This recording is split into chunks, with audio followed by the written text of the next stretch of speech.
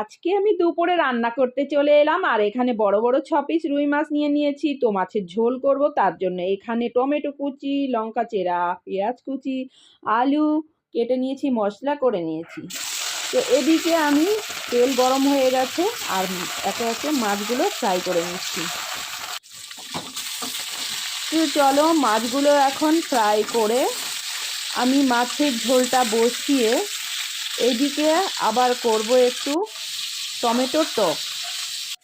তো চলো এখানে আলুটা আমি ভেজে নিয়েছি, লাল লাল করে ভেজে এখানে মশলাটা কষিয়ে আলুটা দিয়ে আবার ভালো করে কষতে থাকি। আর এখানে মশলাটা যত ভালো কষা হবে তত খেতে সুন্দর হবে। তো এইদিকে দেখো টমেটো টক করার জন্য টমেটো কেটে নিয়েছি, আর এইদিকে আমার মাছের ঝোলটা হয়ে এসছে। তো আমি এখন মাছের ঝোলটা নামিয়ে নেব। আর এইদিকে মাছের ঝোলটা নামিয়ে আবার এখানে মাছ বসিয়ে দিয়েছি, কারণ এই মাছটা দিয়ে টমেটো টক করবো, তার জন্য এখানে সর্ষে ফোড়ন, লঙ্কা ফোড়ন দিয়ে টমেটোটা দিয়ে লবণ হলুদ দিয়ে বসিয়ে দিয়েছিলাম।